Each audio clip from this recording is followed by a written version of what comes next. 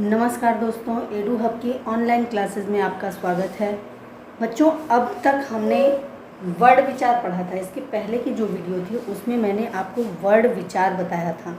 Word विचार जिसमें कि स्वर, व्यंजन, अयोगवाह, अघोष, सघोष, अल्पप्राण, महाप्राण, इन सब का अध्ययन किया था।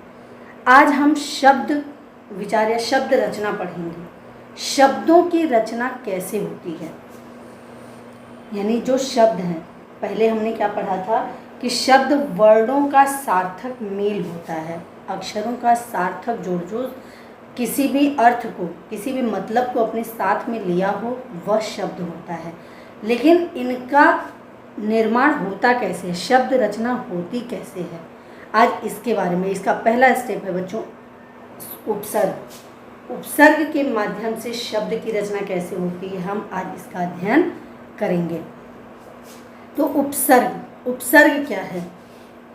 उपसर्ग वे शब्दांश हैं बच्चों जो किसी भी शब्द के पूर्व अर्थात पहले जुड़कर उनके अर्थ में परिवर्तन लाते हैं। उपसर्ग क्या है? उपसर्ग वह शब्दांश है, यानी शब्दांश का मतलब शब्द का एक अंश जिसका उसका भी कोई अर्थ होता है और वो जिस शब्द में जुड़ता है उस शब्द का मतलब बदल देता है, उस शब्द का अर्थ बदल देता है। इस तरह के जो शब्द हैं और वो हमेशा शब्द के पूर्व यानी पहले जुड़ता है, ऐसे जो शब्द होते हैं वे उपसर्ग कहलाते हैं। साधारण सा सीधा सा जो आपकी परिभाषा होगी वह होगी कि वे शब्दांश जो किसी शब्द के पहले जुड़कर उनके अर्थ में बदलाव लाएं या परिवर्तन लाएं, वे उपसर्ग कहलाते हैं। जैसे हमने एक शब्द लिया है बच्चों, जय। जय एक शब्द है, जय का मतलब होता है जीत। इसके साथ अगर हम परा उपसर्ग जोड़ दें, इसके साथ अगर हम परा उपसर्ग जोड़ दें तो इसका अर्थ बिल्कुल विपरीत हो जाएगा। कैसे होगा? परा प्लस जय, पराजय। पराजय का मतलब होता है मेरे बच्चों हार। जय का अर्थ है जीत, लेकिन इसके साथ जब हमने परा उपसर्ग जोड़ दिया तो इसका अर्थ बदल गया। इसी तरह से हिंदी और संस्कृत के बहुत सारे ऐसे शब्द हैं, शब्दांश हैं जो उपसर्ग के रूप में हमारे हर शब्दों में प्रयोग होते हैं। जैसे अति। अति का मतलब होता है अधिक। अति का अर्थ है अधिक। अति एक उपसर्ग है। अब इसे आप अंत शब्द में जोड़ दीजिए। अंत एक शब्द है, अंत का मतलब होता है समाप्त। अति का मतलब होता है अधिक और अंत का मतलब होता है समाप्त। जब इन दोनों को आपस में जोड़ देंगे तो क्या बन जाएगा? अत्यंत। वृष्टि।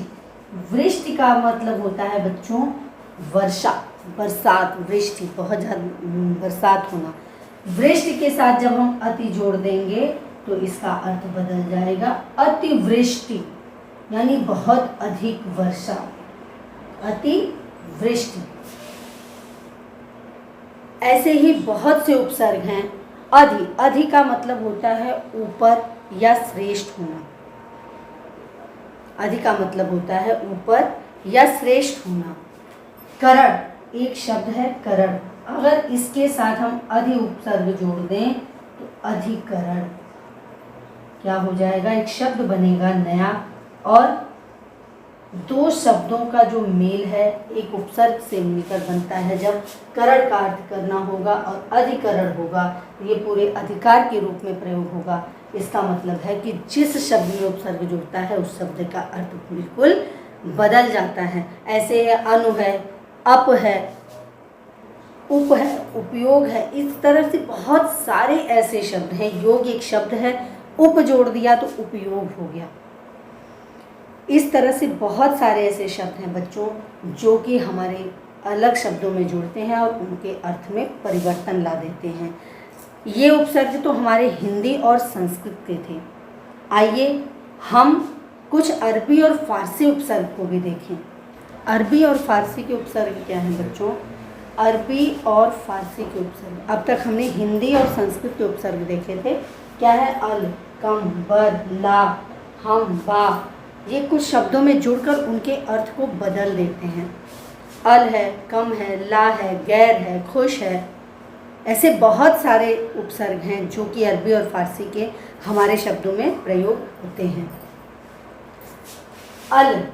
अल का अर्थ है बच्चों निश्चित या इसलिए, निश्चित या इसलिए। जैसे अलबत्ता, अलगरज, इस तरह के जो शब्द थे, गरज शब्द में जब अल उपसर्ग जोड़ देते हैं तो अलगरज हो जाता है। अल सुबह, इस तरह के शब्दों का प्रयोग हम करते हैं। अलगरज का मतलब इसीलिए बेमन से कोई काम करना, निश्चित तौर पे करना तो है लेकिन बिना मन के कर लेना कोई काम। कम का अर्थ है हीन या थोड़ा, हीन या थोड़ा। हीन का मतलब है नीचा दिखाना, किसी भी चीज़ को नीचा दिखाना।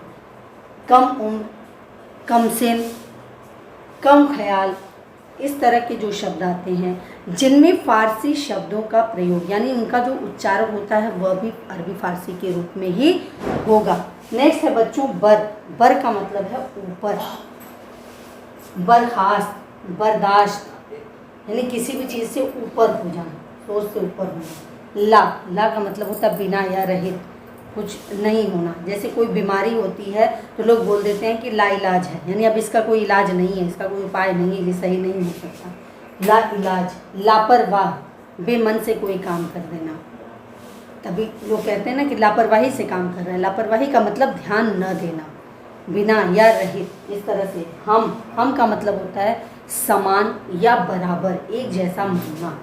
हम राह, हम उम्र, हम सफ़र, इस तरह के जो शब्द आते हैं वह अरबी या फारसी उपसर्ग से बने होते हैं। बा का मतलब है बेटा साथ या सहित, साथ या सहित, एक साथ होना, किसी भी चीज़ को लिए होना। बा असर, बाकियात, इस तरह के जो शब्द होते हैं बावजूद, यह अरबी या फारसी उपसर्ग से बने होते हैं।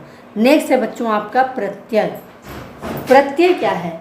उपसर्ग किसी भी शब्द के पहले लग के उसके अर्थ को बदलता है और प्रत्यय किसी भी शब्द के बाद में लग के उसके अर्थ को बदलता है। आइए प्रत्यय को देखते हैं। प्रत्यय किसी भी शब्द के अंत में जुड़कर जो शब्दों के रूप को, अर्थ को बदल दे, चाहे वो थोड़े रूप में बदले या पूरी तरह से उसका मतलब बदल जाए, ऐसे जो शब्दांश होते हैं वह प्रत्यय कहलाते हैं। जैसे आप हिरन, हिरन एक शब्द है, हिरन। अब इसमें आपने ई प्रत्यय जोड़ दिया, क्या बन गया? हिरनी। यहाँ लिंग का परिवर्तन हो गया, हिरन से हिरनी बन गया। बल, बल एक शब्द है, बल का अर्थ होता है मेरे बच्चों ताकत, शक्ति। बल एक शब्द है और इसमें आपने हीन प्रत्यय लगा दिया तो इसका मतलब हो गया बिल्कुल ही कमजोर, बलहीन। यानी वे शब्दांश जो किसी शब्द के अंत में लगकर उसके अर्थ को बदल दें वे प्रत्यय कहलाते हैं। उपसर्ग मेरे बच्चों, उपसर्ग और प्रत्यय में ये अंतर समझिएगा कि उपसर्ग वे होते हैं जो किसी भी शब्द के पूर्व लगते हैं, पहले लगते हैं, और प्रत्यय वे होते हैं जो किसी भी शब्द के अंत में लगते हैं। दोनों का काम एक ही है कि दोनों किसी एक शब्द में जुड़कर अर्थ बदल देते हैं, लेकिन उपसर्ग मेरे बच्चों पूर्व में लगता है और प्रत्यय लगता है अंत में। प्रत्यय के मेरे बच्चों दो भेद हैं, कौन कौन से? कृत प्रत्यय और तद्धित प्रत्यय। प्रत्यय के दो भेद हैं, प्रत्यय के दो भेद हैं, कृत और तद्धित। पहला है आपका कृत, दूसरा है तद्धित। कृत प्रत्यय मेरे बच्चों वो होता है जो धातु और क्रिया के साथ लगता है। कृत प्रत्यय जो धातु और क्रिया के साथ लगे वह कृत प्रत्यय कहलाता है, और जो धातु और क्रिया को छोड़कर अन्य किसी और शब्द के साथ प्रयोग होता है वह तद्धित प्रत्यय कहलाता है। इस पे ध्यान दीजिएगा बच्चों कि धातु और क्रिया के साथ लगने वाले शब्द जो शब्दांश होते हैं, प्रत्यय का जो रूप होता है वह कृत प्रत्यय में आता है, और धातु और क्रिया के अलावा अन्य शब्दों के साथ जो प्रत्यय लगते हैं वह तद्धित प्रत्यय कहलाते हैं। जैसे अक, अक एक प्रत्यय है, अक, अक्कड़, अत, इस तरह के जो हैं। अब बैठना, बैठना एक शब्द है, बैठ, अब धातु, बैठना एक शब्द है, इसका धातु रूप क्या होगा मेरे बच्चों? बैठ। ये हो गया मूल रूप, धातु रूप। अब इसके साथ अक प्रत्यय अगर हम जोड़ देते हैं तो मेरे बच्चों क्या बन जाएगा? बैठक। बैठक किसको कहते हैं मेरे बच्चों? जो बैठने के लिए एक जगह, घर में एक बैठने के लिए जगह बनी होती है, जहाँ कोई आता है। आजकल के ज़माने में गेस्ट रूम बोलते हैं उसको, ड्राइंग रूम बोलते हैं। बैठक, अक प्रत्यय लगने से बैठ धातु जो है वो आपका बदल गया और क्या हो गया? बैठक का रूप ले लिया। आकू, आकू एक प्रत्यय है। लड़ना एक शब्द है, लड़ना, और आकू प्रत्यय अगर उसके साथ जोड़ दिया क्या बन गया? लड़ाकू। लड़ाकू मतलब झगड़ालू, जो हर एक बात में किसी से भिड़ जाए, युद्ध करने के लिए तैयार हो जाए, झगड़ालू किस्म के लोग होते हैं। इसमें सार, हा, आहट, इस तरह के सारे प्रत्यय आएंगे बच्चों। अब है तद्धित प्रत्यय। ये प्रत्यय सारे आपके कृत प्रत्यय के साथ, कृत प्रत्यय का रूप है, तद्धित है। आर, या, ई, इस तरह के जो प्रत्यय आते हैं वह आपके तद्धित प्रत्यय कहलाते हैं, वो जो कि धातु और क्रिया को छोड़कर उनके साथ प्रयोग होते हैं अन्य शब्दों के साथ। आपका ये है आर प्रत्यय, सोना। सोने के साथ अगर आर प्रत्यय आपने जोड़ दिया तो क्या हो जाता है? सुनार। सुनार किसे कहते हैं मेरे बच्चों? जो सोने के गहने बनाता है, जो गहनों का निर्माण करता है वह सुनार कहलाता है। सो के साथ, सोने के साथ अगर आपने जोड़ दिया तो ये सीधे सुनार हो जाता है। इया किसके साथ जोड़ेंगे? बहुत लोग आढ़त का काम करते हैं, आढ़त चला रहे हैं, आढ़तिया बोल देते हैं, या प्रत्यय जोड़ दिया। ये इसमें ना ही कोई क्रिया है बच्चों, ना ही कोई धातु है, ये एक काम है, क्रिया मतलब करने वाले के लिए है। अन्य शब्द है आढ़तिया, या शब्द प्रत्यय जोड़ने के बाद इसका रूप बदल गया, ये आढ़तिया हो गया। आपा, बूढ़ा आदमी है, बूढ़ा अलग चीज है, और बुढ़ापा, आपा प्रत्यय जोड़ने पर क्या हो जाएगा मेरे बच्चों? बुढ़ापा। ची, खजाना है और उसके साथ ची प्रत्यय जोड़ दीजिए, खजांची हो जाएगा। आई, आई किसके साथ जुड़ेगा मेरे बच्चों? आई से कोई शब्द एक बनाइए, जैसे किसी को हम बुरा कह रहे हैं, किसी को भला कह रहे हैं, अच्छा कह रहे हैं, कुछ भी कह रहे हैं, उसके साथ आई, बुरा के साथ आई जोड़ दीजिए, आपका बन जाएगा बुराई। अच्छाई, भलाई, इस तरह के जितने भी शब्द हैं वो आई प्रत्यय से बनेंगे। तो उम्मीद करती हूँ मेरे बच्चों आपको उपसर्ग और प्रत्यय समझ में आया होगा। एक चीज़ और मेरे बच्चों, मैं इसमें कल जो अपनी नेक्स्ट वीडियो बनाऊंगी उसमें वर्ड विचार, उपसर्ग और प्रत्यय संबंधित कुछ ऑब्जेक्टिव टाइप क्वेश्चन दूंगी, जिससे आपको थोड़ी सी सहायता मिल जाएगी। तो मिलते हैं अगले वीडियो में अगले टॉपिक के साथ। धन्यवाद।